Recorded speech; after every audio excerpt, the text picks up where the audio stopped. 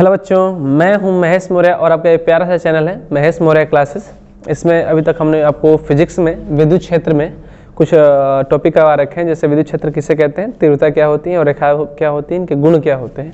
तो ये मैंने आपको पिछले लेक्चर में दिया था पार्ट 1 में, अगर आपने उसे नहीं देखा है तो जाकर देख सकते हैं। ठीक, अब विद्युत क्षेत्र में जो आगे के टॉपिक आने वाले हैं वो हैं विद्युत द्विध्रुव आघूर्ण और आदर्श विद्युत द्विध्रुव किसे कहते हैं, और ये इसके वजह से अक्षीय स्थिति निरक्षीय स्थिति किस प्रकार से निकाली जाती है, मैं इस टॉपिक में आपको क्लियर करने वाला हूँ। इस लेक्चर में आज ये सब क्लियर करेंगे। ठीक, चलिए तो सबसे पहले मैं आपको क्लियर करता हूँ कि विद्युत क्षेत्र में जो भी मैंने आपको पीछे पढ़ा रखा है वो देख लीजिए। ठीक, और मैं अब स्टार्ट करता हूँ विद्युत द्विध्रुव। विद्युत भी बोलेंगे, कोई दिक्कत नहीं है। विद्युत द्विध्रुव किसे कहते हैं, क्या होता है आपको ये समझना है। ठीक, अब विद्युत द्विध्रुव मुख्य रूप से अगर देखा जाए तो केमिस्ट्री का टॉपिक होता है कि विद्युत द्विध्रुव उसमें निकल कर आता है, डाइपोल मोमेंट कहते हैं इनमें, तो वो केमिस्ट्री में निकल कर आता है। अब विद्युत द्विध्रुव होता है क्या, फिजिक्स में क्या समझना है, तो आपको सिंपली ये याद रखना है कि अगर एक आवेश माइनस का हो, माइनस क्यू हो। ठीक, मान लेते हैं कि हमारे पास एक आवेश है माइनस का क्यू और ठीक सेम परिमाण का दूसरा है प्लस के क्यू। ठीक, और इसका कोई ओरिजिन होगा, मूल बिंदु होगा, यहाँ पर हमने उसे मान लिया ओ, तो यहाँ से जो यहाँ तक की दूरी होती है उसे ए कहते हैं और यहाँ से यहाँ तक की जो दूरी होती है इसे भी ए कहते हैं, और टोटल जो हो जाएगी हम इसे कहते हैं 2a। ठीक, तो मैंने ये कहा आपसे कि जो विद्युत द्विध्रुव है उसमें दो आवेश होते हैं, एक माइनस का होता है और किसका होता है, प्लस का, लेकिन दोनों ही परिमाण में समान होते हैं।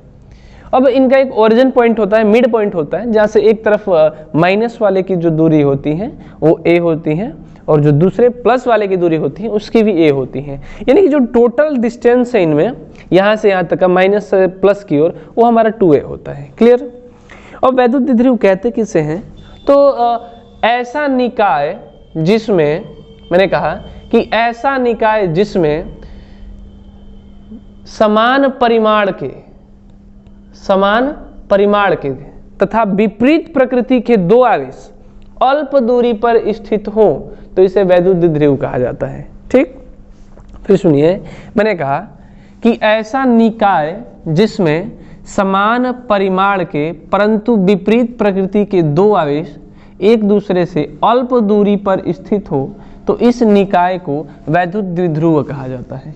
ठीक, अब विद्युत द्विध्रुव जो होता है मुख्य रूप से होता है जैसे जल में हो जाता है, HCl में हो जाता है, तो ये जब होते हैं इसमें विद्युत द्विध्रुव देखने को मिलता है। अब जो ऑक्सीजन होता है इस तरीके से मान लीजिए कि हमारा मिड पॉइंट हो गया और ये जो है ऑक्सीजन का स्ट्रक्चर है O, तो इसके एक तरफ यहाँ पर इस पोजीशन पर ऊपर नीचे नहीं होते, एक तरफ यहाँ पे हाइड्रोजन होता है और दूसरी तरफ यहाँ पे एक हाइड्रोजन होता है। ठीक, ये हाइड्रोजन होता है, दूसरा ये।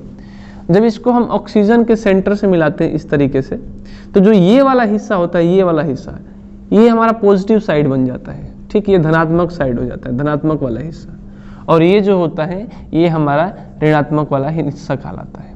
ठीक, तो जो दोनों के दोनों एच होते हैं उस साइड से जो भाग गिरा होता है उसे पॉजिटिव धनात्मक कहते हैं और जो दूसरा भाग होता है इसे हम ऋणात्मक कहते हैं। अब इसी वजह से जो जल होता है इसमें हमें विद्युत द्विध्रुव देखने को मिल जाता है। ठीक, तो इसके बाद इसी पर पॉइंट उठ के आते हैं कि ठीक है, विद्युत द्विध्रुव तो क्लियर है कि हाँ ऐसा निकाय होता है, दो आवेश होंगे समान परिमाण के, विपरीत प्रकृति होगी और ये अल्प दूरी पर स्थित होंगे, तो इस निकाय को हम विद्युत द्विध्रुव कहते हैं। फिर इसी में क्वेश्चन आ जाता है कि ठीक है कि विद्युत द्विध्रुव आघूर्ण किसे कहते हैं, विद्युत द्विध्रुव आघूर्ण किसे कहते हैं। ठीक, विद्युत द्विध्रुव आघूर्ण हमें निकालना है। अब विद्युत द्विध्रुव आघूर्ण किसे कहते हैं, तो सबसे पहला पॉइंट क्या है कि विद्युत द्विध्रुव आघूर्ण को दर्शाते हैं P से, और ये एक सदिश राशि होती है क्योंकि इसका दिशा माइनस से, नेगेटिव से प्लस की ओर होता है। ठीक, माइनस से किधर होता है, प्लस की ओर। ठीक, P विद्युत द्विध्रुव आघूर्ण किसे कहते हैं, तो किसी भी एक आवेश का परिमाण यानी कि Q तथा बीच की दूरी के गुणनफल यानी कि 2a को विद्युत द्विध्रुव आघूर्ण कहा जाता है। ठीक, किसी भी एक परिमाण तथा इनके बीच के दूरी के गुणनफल को विद्युत द्विध्रुव आघूर्ण कहा जाता है, और यह एक सदिश राशि होती है। कैसी राशि, सदिश राशि, और इसकी दिशा माइनस से किधर होती है, प्लस की ओर। क्षेत्र नहीं कह रहा मैं, इसकी दिशा कह रहा हूं कि जो इसकी दिशा होती है माइनस से किधर होती है, प्लस की ओर होती है। ठीक, इसका जो मात्रक निकल कर आता है P का, वह होता है कूलाम मीटर। कूलाम मीटर, इस आवेश का मात्रक हो गया कूलाम और ये दूरी का मात्रक हो गया मीटर, यानी कि कूलाम मीटर। ठीक, अब इसका जो एक इसमें आता है सीजीएस मात्रक होता है, छोटा मात्रक होता है, वो होता है डिबाय। ठीक, डिबाय कहते हैं, दूसरा मात्रक होता है और एक सर पूछा जाता है डिबाय। और डिबाय तो यानी कि 3.3 गुणा 10 के घात -30 कूलाम मीटर होता है एक डिबाय में। मैंने क्या कहा कि वैद्युत द्विध्रुव आघूर्ण किसे कहते हैं, तो किसी भी एक आवेश का परिमाण और इनके बीच की दूरी के गुणनफल को वैद्युत द्विध्रुव आघूर्ण कहा जाता है। और एक सदिश राशि होती है जिसकी दिशा माइनस से किधर होती है, प्लस की ओर होती है। अब जो इसका मात्रक होता है वो कूलाम मीटर होता है, इसका अन्य मात्रक डिबाय होता है जो सीजीएस होता है, और एक डिबाय बराबर में 3.3 गुणा 10 के घात -30 कूलाम मीटर होता है। ठीक, फिर इस उठ के आता है कि बताइए ठीक है आदर्श वैद्युत द्विध्रुव किसे कहते हैं, आदर्श वैद्युत द्विध्रुव किसे कहते हैं। तो ऐसा द्विध्रुव जिसका आवेश अधिक हो, आवेश ज्यादा हो और उनके बीच की दूरी अल्प हो। ठीक, यानी कि ऐसा वैद्युत द्विध्रुव जिसमें आवेश का मान अधिकतम और जो बीच की दूरी हो न्यूनतम हो जाती है, तो उस प्रकार के द्विध्रुव को आदर्श वैद्युत द्विध्रुव कहा जाता है। क्लियर, ऐसा द्विध्रुव जिसमें आवेश का मान अधिकतम, आवेश का मान अधिकतम और जो ये दूरी होती है एकदम न्यूनतम हो जाती है, तो इस प्रकार के द्विध्रुव को हम वैद्युत द्विध्रुव कहते हैं। और ये बात ध्यान रखना होता है कि जितना भी नीचे हो जाए दूरी और जितना भी ऊपर हो जाए आवेश, लेकिन इनका गुणनफल हमेशा एक कांस्टेंट के बराबर होना चाहिए। ठीक, जितना संभव हो सके कांस्टेंट के बराबर होना चाहिए, नियतांक होना चाहिए, तो हम इसे आदर्श वैद्युत द्विध्रुव कहेंगे।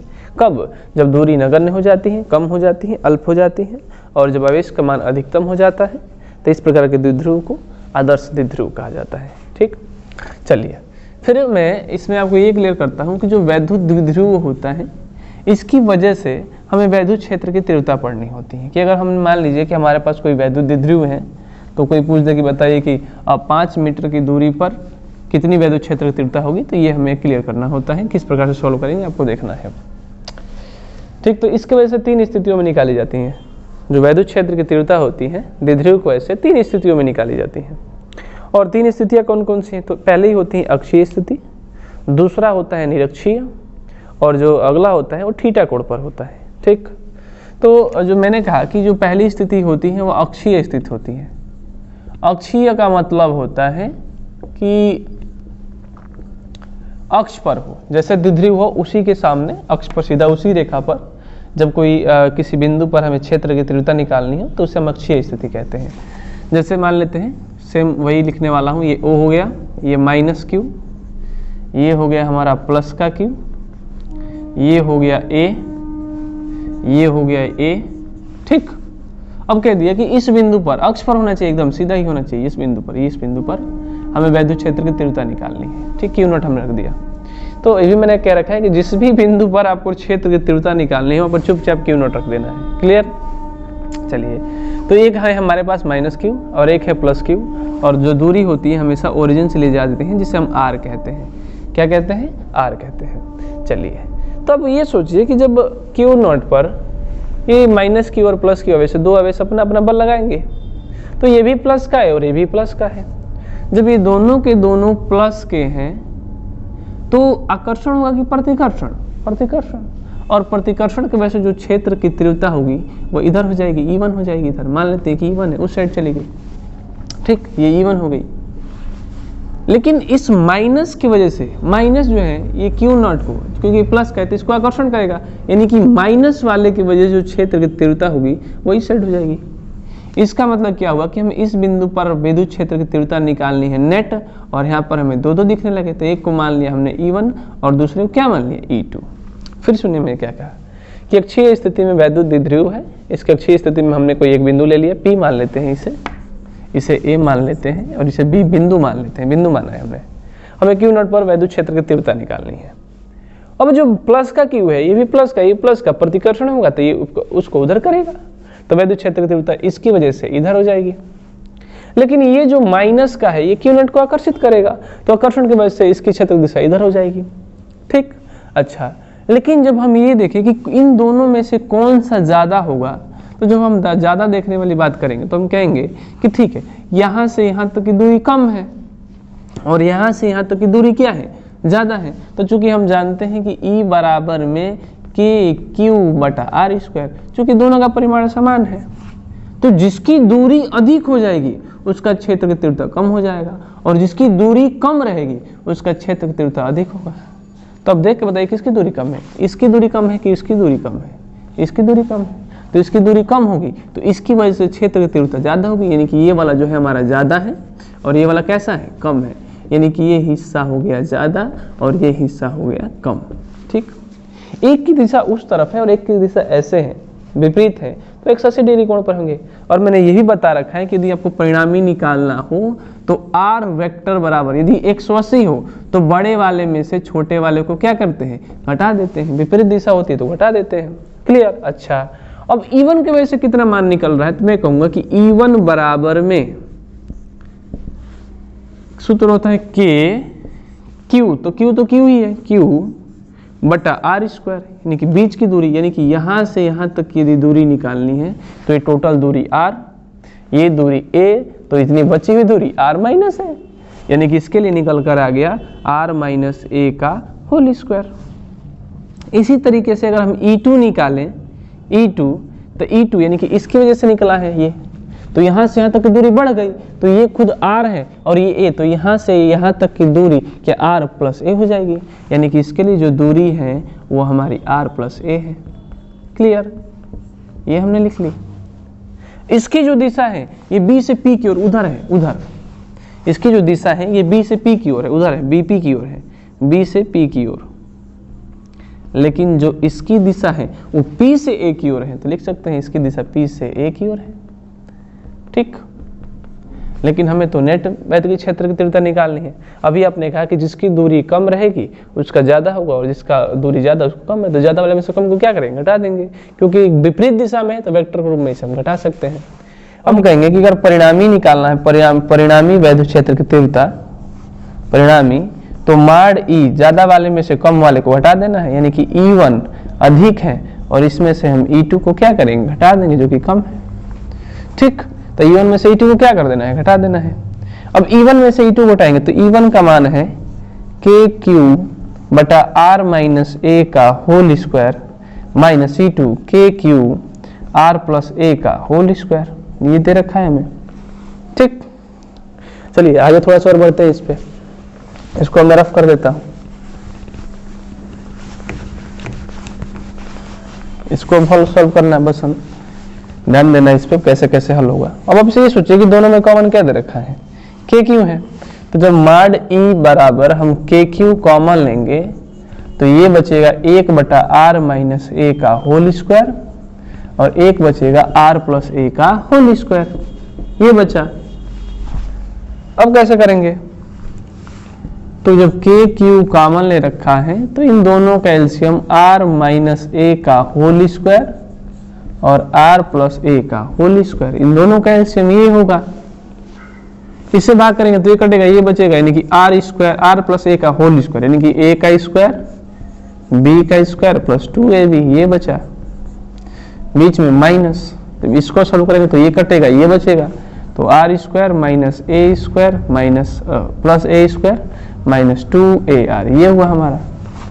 ठीक, फिर इसमें क्या होता है कि जब हम इसे सॉल्व करेंगे तो के क्यू r square plus a square plus 2ar minus r square minus a square और प्लस 2ar,